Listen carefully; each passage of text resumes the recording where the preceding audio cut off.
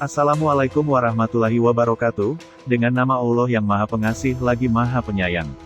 Segala puji bagi Allah yang telah mengeluarkan manusia dari kegelapan kepada nur.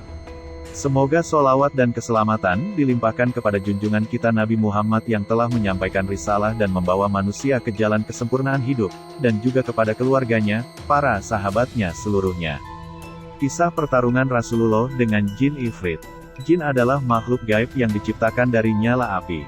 Di antara mereka ada yang beriman, jin mukmin, ada pula yang kafir atau disebut setan. Jin setan ini suka mengganggu ibadah manusia dan suka mencelakai manusia.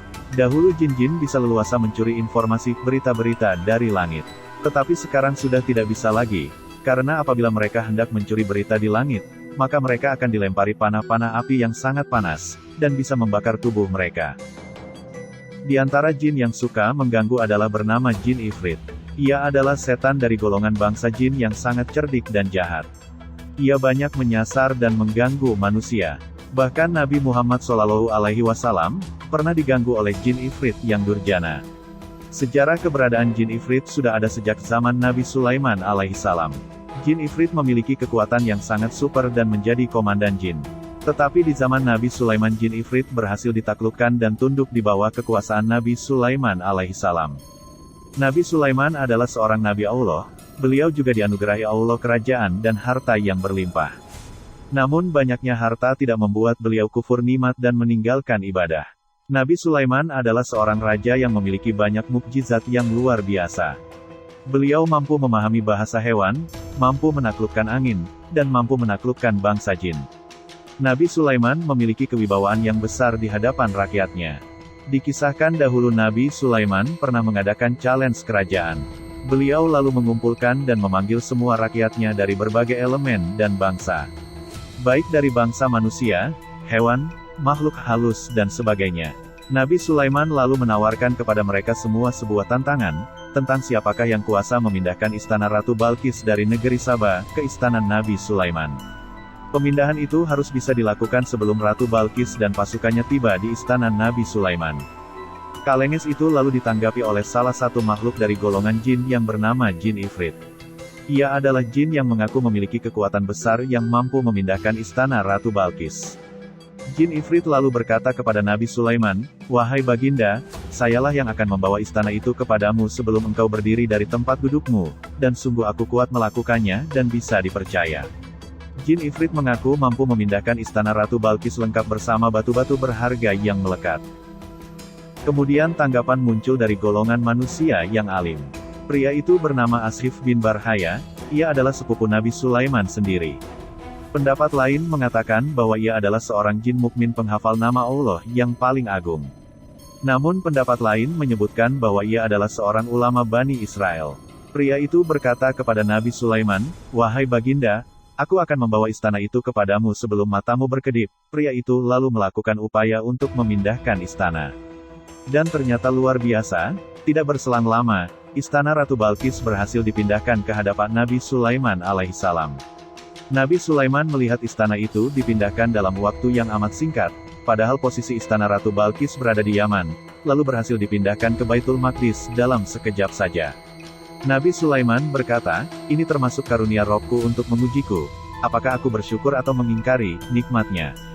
Subhanallah, itulah peristiwa mengagumkan di zaman Nabi Sulaiman alaihissalam. Pada zaman Nabi Muhammad SAW, Jin Ifrit sempat menampakkan wujud.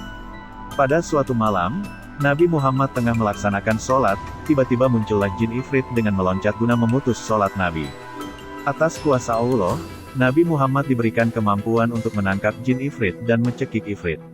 Setelah ditangkap, Nabi berkeinginan untuk mengikat Jin Ifrit pada tiang masjid agar esok pagi bisa dilihat orang-orang. Namun seketika Rasul teringat doa Nabi Sulaiman.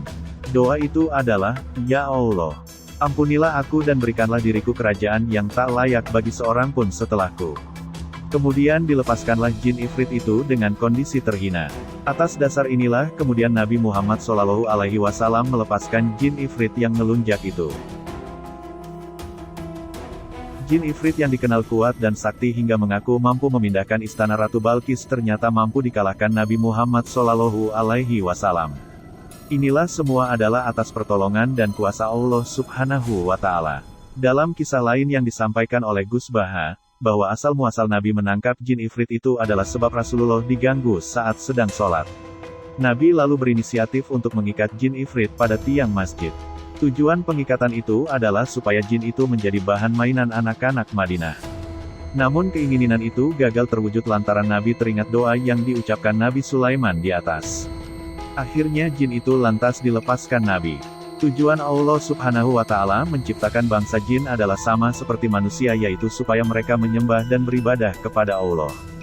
Jin mempunyai tanggungan dan kewajiban yang sama halnya dengan manusia, yaitu untuk beribadah kepada Allah. Sebenarnya jin itu takut kepada manusia. Jin tak bisa memberikan manfaat kepada manusia dan juga tak bisa memberikan madorot kepada manusia. Sedangkan setan adalah makhluk dari golongan manusia dan jin yang durhaka kepada Allah Subhanahu wa Ta'ala. Jadi jin ada yang mukmin dan kafir, dan manusia juga ada yang mukmin dan kafir. Oleh karena itu tidak benar bila seluruh jin disebut sebagai setan. Penyematan nama setan itu khusus untuk jin kafir yang membangkang perintah Allah dan suka menjerumuskan manusia kepada kesesatan. Perilaku jin juga sama seperti manusia, mereka juga makan, minum, melakukan perkawinan dan mati. Sedangkan setan, mereka adalah anak-anak iblis yang takkan mati sampai hari kiamat. Profesi mereka adalah mengganggu dan menjerumuskan umat manusia kepada kesesatan. Nauzubillah min dzalik. Semoga kisah ini bermanfaat, wallahu a'lamu bishawab. Akhirul kalam, wassalamualaikum warahmatullahi wabarakatuh.